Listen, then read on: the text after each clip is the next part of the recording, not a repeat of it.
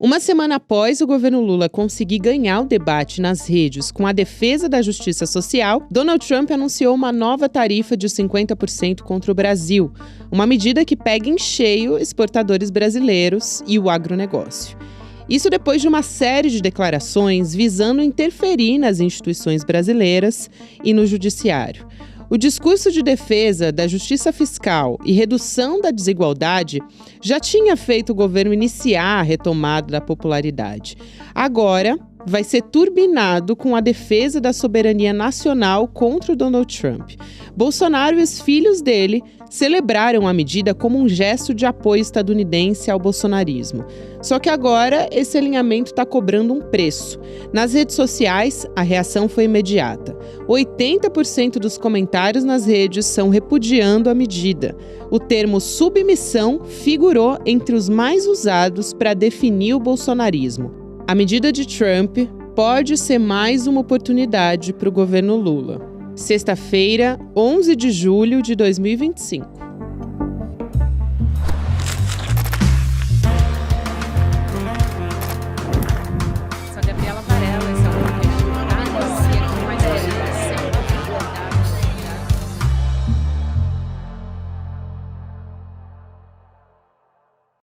Olá, seja muito bem-vindo, seja muito bem-vinda. Está começando mais um videocast em detalhes e aqui, de segunda a sexta-feira, a gente analisa uma temática ou uma notícia importante do momento.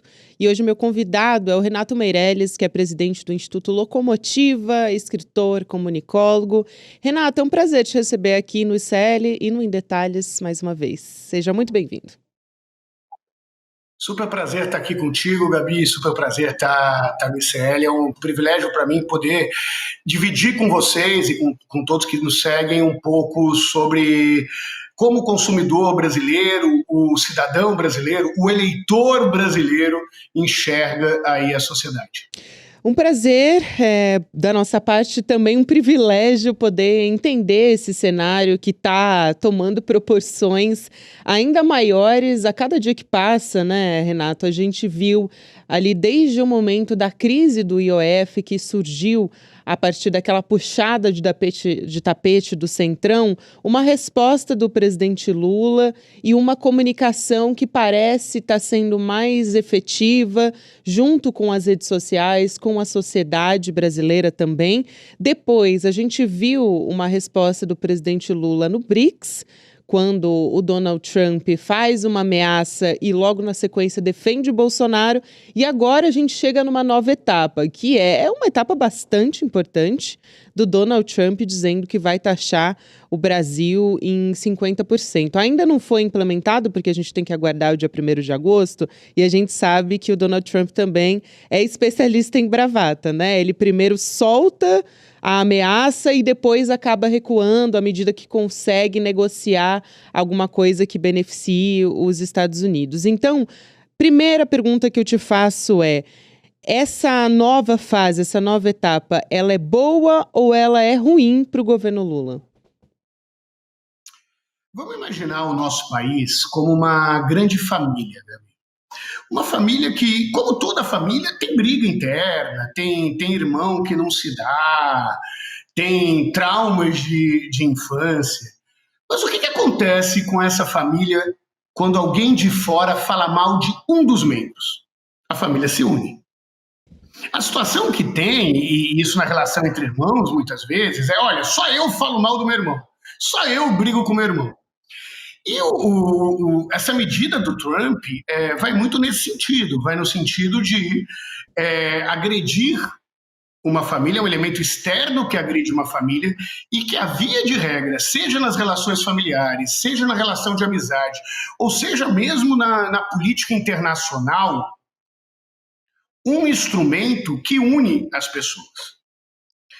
Vamos usar um exemplo bastante caro para a extrema-direita do mundo, que é o caso de Israel. Ninguém gostava do Netanyahu. Ele estava para perder uma eleição. A ação dele de entrar em guerra uniu o povo de Israel, o Estado de Israel, sem entrar no juízo de valor aqui sobre a guerra. Historicamente, o Japão, que sempre teve uma série de brigas internas, se unia em torno do imperador sempre que foi atacado ou que entrou num processo de guerra. A mesma coisa aconteceu nos próprios Estados Unidos no 11 de setembro, onde o país se uniu contra agressões externas. Eu estou dizendo isso porque o Trump faz um favor ao atual governo brasileiro ao criar um tipo de ataque como esse. Um segundo favor que o Trump faz para isso é ser a taxação um elemento para isso. Por que ele faz esse favor? Porque o debate estava no IOF, com a oposição ao governo Lula tentando colocar uma pecha no governo de ser um governo que taxa. Quando o grande ídolo da extrema-direita e da oposição, que é o Trump, taxa o Brasil, a crítica a qualquer processo de aumento de imposto do governo brasileiro se enfraquece nesse processo. Então não é apenas que o Trump, representando o governo norte-americano, agride um país, o que faz com que esse país se una, como o próprio BRICS se una na defesa do Brasil, e a gente já viu aí algumas declarações de outros países em solidariedade ao Brasil, também essa agressão é feita no tema de impostos. E isso deixa a oposição meio sem discurso nessa setor. Já tem bastante gente, inclusive nas redes sociais e no discurso, chamando essa taxação de taxação Bolsonaro, né? Já que foi a defesa do Bolsonaro uma das justificativas para o governo Trump atacar aí a soberania do Brasil. Então, do ponto de vista político, é bom para o governo essa ação dos Estados Unidos, de Donald Trump. E para além disso, Renato, o que você achou da resposta do presidente Lula, que foi uma resposta bastante incisiva também pelas redes sociais? A Gleisi Hoffmann, ministra do Lula, também fez essa defesa, alguns ministros respondendo também à taxação do Donald Trump. E, por outro lado, a gente tem a oposição querendo, de qualquer maneira, colocar a culpa no colo do governo Lula. A própria família Bolsonaro, principalmente, que é a maior interessada dessa história, parlamentares bolsonaristas, o Zé Trovão foi colocar o presidente Lula numa categoria menor em relação ao Donald Trump, enfim. Tudo isso me parece, mas aí eu quero saber se é algo assim que está dentro da bolha, essa percepção, ou se fica claro para a sociedade também que a oposição está ali mais ou menos como batendo continência para a bandeira dos Estados Unidos, né? À medida que está defendendo o posicionamento do Trump, dizendo que tem toda a justificativa para retalhar o Brasil, ainda que seja com base em uma mentira, né? Porque os Estados Unidos, eles soltaram um comunicado dizendo que eles estão sendo prejudicados nessa relação comercial, né? E basta um Google, basta qualquer nível de pesquisa básica para saber que os Estados Unidos, na verdade, se beneficiam dessa relação, né? O que me cabe como parte de um instituto de pesquisa que avalia a opinião pública é entender as possibilidades de impacto na opinião pública, na opinião do eleitor sobre isso. Sim. Então vamos entender que tem 15 a 20% do eleitorado brasileiro que vai comprar esta ideia de que a culpa foi do presidente Lula. Isso não vai mudar o contexto que aconteceu. A base, vamos dizer assim, mais sólida do bolsonarismo. Mais consolidada. E não é a base que muda de opinião. Da mesma forma que o presidente Lula tem 15, 20% que não mudam de opinião, independente da ação do governo. O que está em disputa é quem está no meio. E quem está no meio, que tem o acesso à informação, pode checar a veracidade ou não dos argumentos colocados na carta de Donald Trump ao presidente Lula, eles estão se informando sobre isso. Agora, olha o desafio que existe desse discurso oposicionista. Primeiro, falar que o governo Bolsonaro tinha mais interlocução com o mundo do que o governo Lula, não me parece estar calcado em alguma realidade, a população sabe disso. Todo mundo sabe que até pela postura que teve na pandemia, por xingar a mulher do presidente da França, o Bolsonaro não tinha uma base internacional, não era recebido por quase ninguém, e não é à toa que a grande maioria dos líderes internacionais correram para reconhecer a vitória do Lula na eleição de 22. Ao contrário do presidente Lula, que está recebendo os BRICS, que recebeu a COP, vai receber a COP aqui, tem uma relação internacional muito grande, já foi melhor, mas tem uma relação internacional bastante consolidada, com várias lideranças mundiais. Então, isso está no território da anedota, tá? Esse comentário de Zé Trovão. Agora, vamos lá. O que o presidente, o ex-presidente Bolsonaro e a extrema-direita falavam sobre a ida do filho do Bolsonaro, do deputado, ir para os Estados Unidos? Nossa, isso é muito bom, amplia os nossos horizontes com o presidente Trump. Então, nessa realidade, o que pega? Ou ele influencia o presidente Trump e, portanto, é o responsável pela taxação, ou ele é o zero esquerda, a esquerda que está fazendo turismo nos Estados Unidos. Não tem muita saída com relação a isso. Porque se a justificativa dele está lá, se esse vínculo com o governo Trump, expresso na carta do Trump, está feito, ele não foi capaz de impedir o imposto. Pelo contrário, eles estão comemorando isso. Agora, ele pode simplesmente não apitar nada pelo governo Trump. Então, ou ele é o corresponsável pela taxação, ou ele não apita nada. Né? É essa escolha aí que o bolsonarismo vai ter que fazer na defesa das taxações do governo norte-americano. Pois é, eu acho muito interessante isso que você traz, né, Renato, de que tem uma base que é bastante sólida do bolsonarismo que não vai, de fato, mudar de opinião.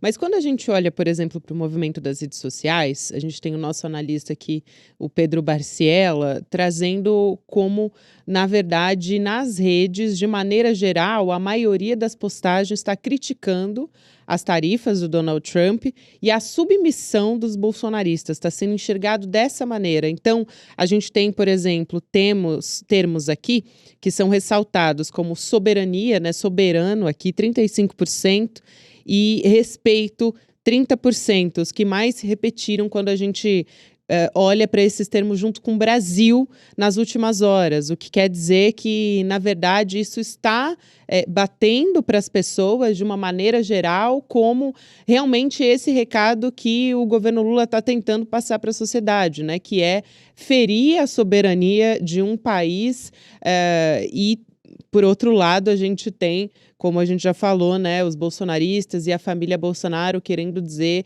que, na verdade, a culpa é do presidente Lula por estar fazendo esse enfrentamento contra o Donald Trump. Gabi, eu acho que essa é uma grande oportunidade para o governo, para aqueles que apoiam o presidente Lula, de retomar a bandeira nacional. Uhum. Coisa que o presidente Lula foi eleito com essa promessa e teve até agora uma dificuldade real de fazer. Se nós olharmos nas redes sociais hoje, boa parte das pessoas começaram a colocar bandeiras do Brasil como referência à defesa dessa soberania nacional. Fica claro que a defesa do patriotismo, a partir desse momento e dessas ações colocadas pelo Trump e da defesa que a extrema-direita está fazendo isso, a disputa pela bandeira nacional volta à tona. Então essa é uma grande possibilidade da esquerda trazer o patriotismo aí como algo a ser defendido. Vai ser muito importante também, num segundo momento, além da soberania, se o governo quiser manter essa hegemonia na rede, começar a colocar as consequências que isso pode trazer na geração de empregos, por exemplo.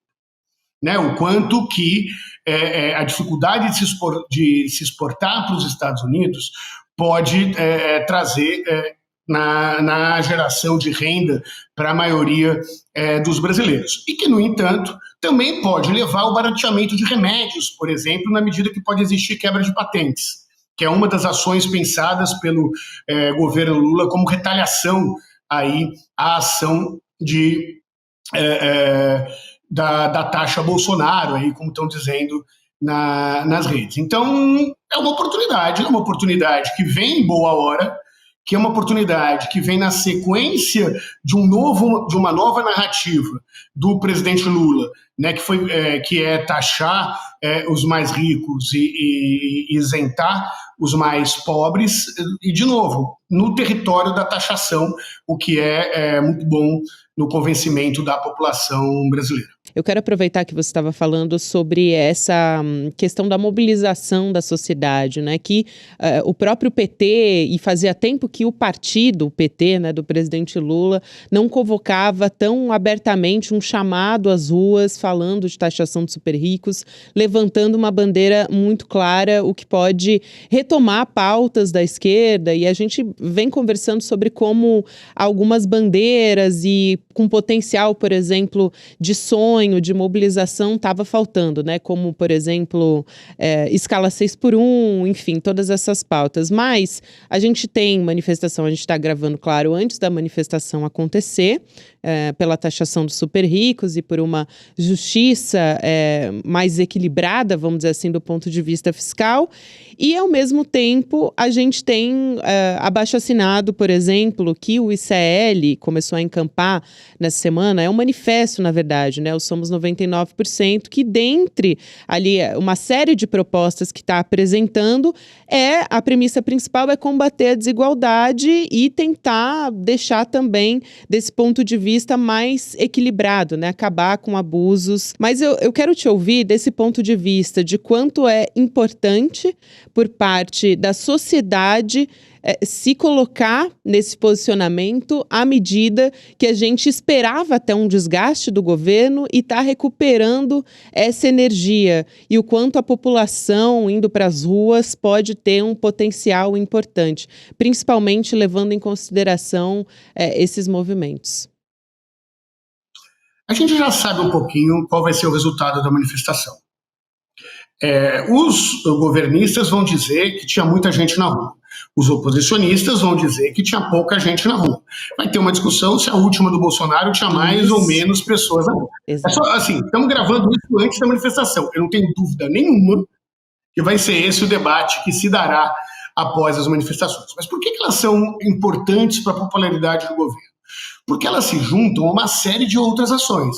A ação do abaixo-assinado, as ações específicas das campanhas do fim da jornada 6x1, ao plebiscito feito por alguns movimentos sociais. Então, você tem uma lógica de ter uma série de movimentos que reativam uma militância que estava meio cansada do governo, né? Que não estava se sentindo muito motivada aí pela baixa popularidade, por ser um governo que falava mais para dentro do que para fora. Então, isso dá um ânimo aí para a militância e se soma a essa ideia de movimento. Agora, se não voltar a ter uma narrativa de frente ampla, a situação do presidente Lula não vai melhorar como poderia melhorar. Então, acho que o grande desafio dessas manifestações, desses abaixo-assinados, o grande desafio para o governo, pela lógica de pensamento do governo, para convencer a opinião pública, é daqui para frente o que será visto. O que o Lula está fazendo é retomar a sua popularidade onde sempre foi a sua fortaleza, nos brasileiros de baixa renda e nas mulheres. É esse o movimento que está sendo feito. O segundo passo vai ter, necessariamente, se o governo quiser brigar pela hegemonia da opinião pública, voltar aí para um pensamento mais amplo, para uma narrativa mais ampla que contemple uma parcela maior da sociedade do que apenas a sua base de apoio. E aí tem alguns movimentos que acontecem que acabam sendo inusitados, né, Renato? Como a gente teve esse movimento, a taxação, você falou, né? Deu aquele exemplo de como, na verdade, é uma grande família que, no fim das contas, quando atinge essa família, fala, opa, calma aí, também não é assim, não pode falar dele desse jeito. quando a gente vê o agro e a indústria respondendo prontamente às sobretaxas do Donald Trump e dizendo que isso é injusto, que isso ameaça desemprego, enfim, tudo isso. Como a gente está falando de um movimento que é muito maior, impacta todos os brasileiros de uma maneira geral, então fica difícil, né, quando a gente tem essas narrativas ali de tentar a todo custo dizer que não, que o bolsonarismo, na verdade, não tem culpa nessa história, enfim. E o Donald Trump falou com todas as letras, né, que é uma retaliação por conta do Jair Bolsonaro. Então, esses setores também acabam se somando a essas forças, ainda que não seja proposital, né, mas no fim das contas, é um efeito nessa história. Tem um ditado popular antigo que fala que dinheiro não aceita desaforo. Então a reação do agro e a reação do setor industrial do Brasil tem a ver com esse ditado. O dinheiro que eles perdem com essa medida do Trump leva a um afastamento ou a uma pressão ao bolsonarismo, em especial na figura da família Bolsonaro. Nós não sabemos se isso irá ou não irá vingar. Mas também é possível que a família Bolsonaro tente com que esse imposto não se aplique sobre o agro, por exemplo, ou sobre algumas categorias mais específicas para isso. Se ele vai conseguir ou não é outra história, mas talvez seja uma forma dele conseguir manter a base de apoio que ele tem no agronegócio. Mas isso é só uma hipótese, Gabi. O fato é que, nesse momento, com o anúncio da taxação, o Brasil se une com isso. E a base financeira do Bolsonaro, que essa base que sustentou a ida do Bolsonaro para Orlando, depois que ele perdeu a eleição, que ajuda a sustentar o filho do presidente Bolsonaro nos Estados Unidos, que tenta criar esse movimento, é uma base que começa aí a ficar impactada. Agora, imagine, vamos falar, por exemplo, da base do Zé Trovão. Imagine a quantidade de caminhoneiros que vão deixar de levar produtos para o Porto de Santos. Produtos que iriam de navio para os Estados Unidos. Então, não é só a base do agronegócio que é impactado com isso.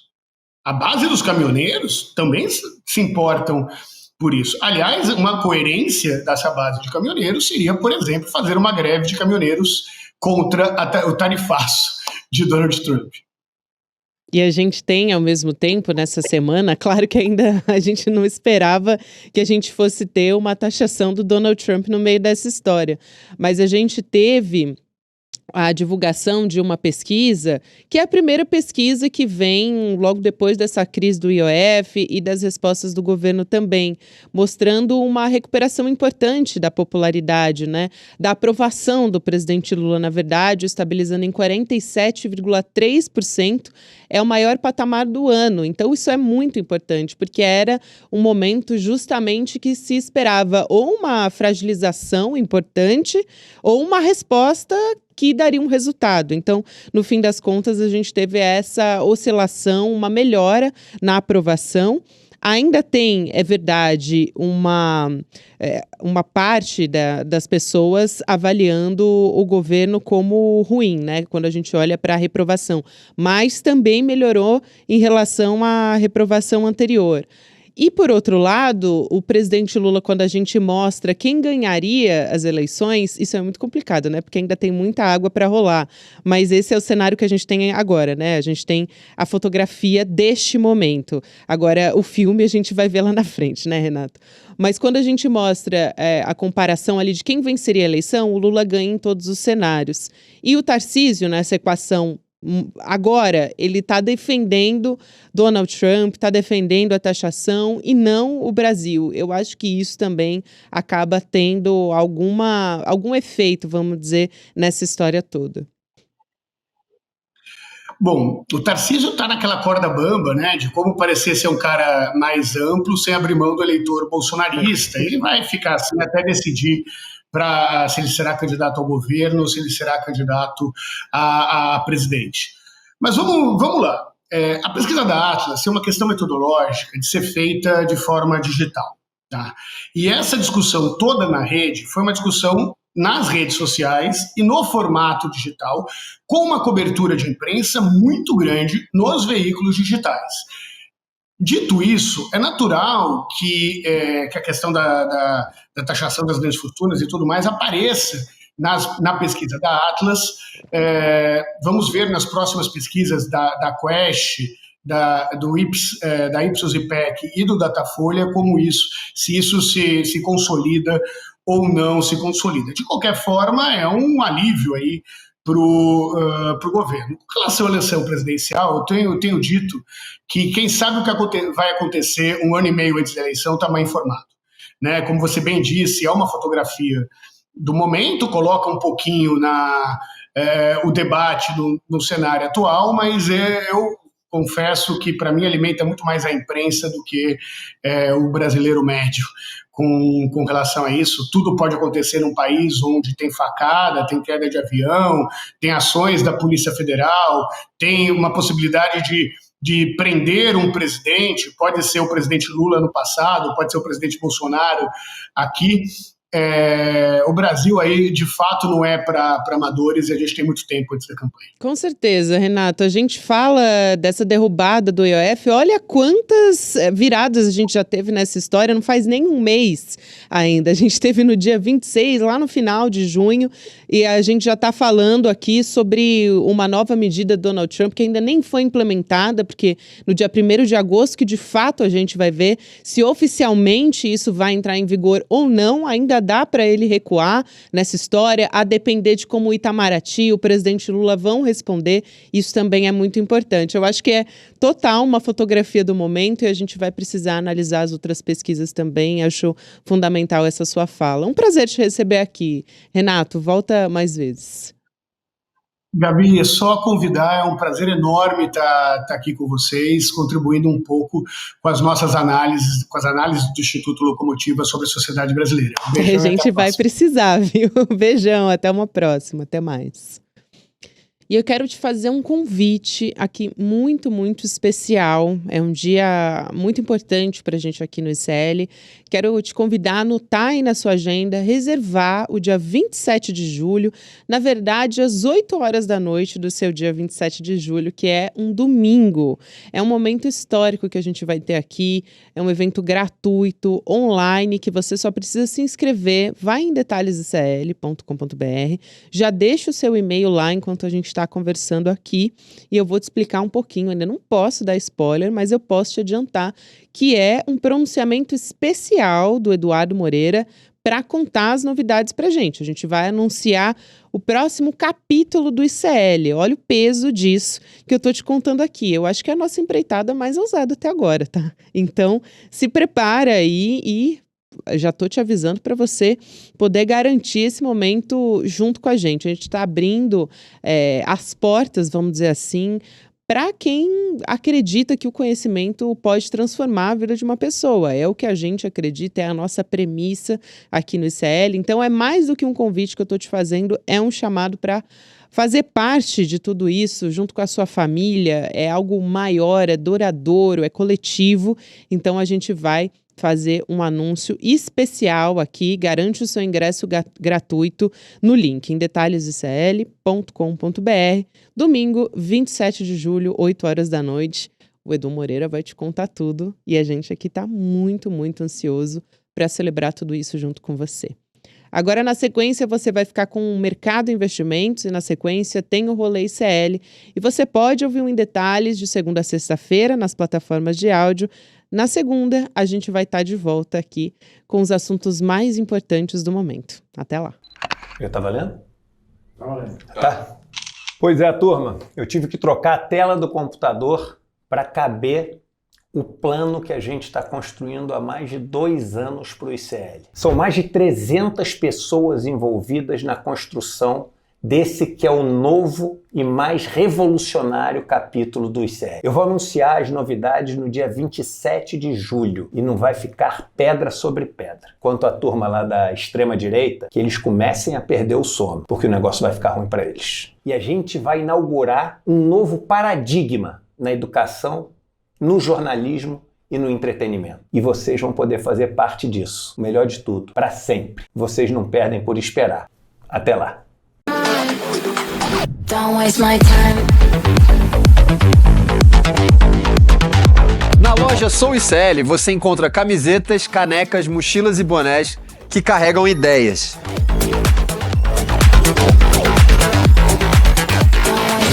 Produtos com propósito para quem acredita em justiça, consciência e transformação. Vista, use, leve a luta com você. Acesse souicl.com.br e escolha o que representa você. ICL, souicl.com.br, tá tudo lá.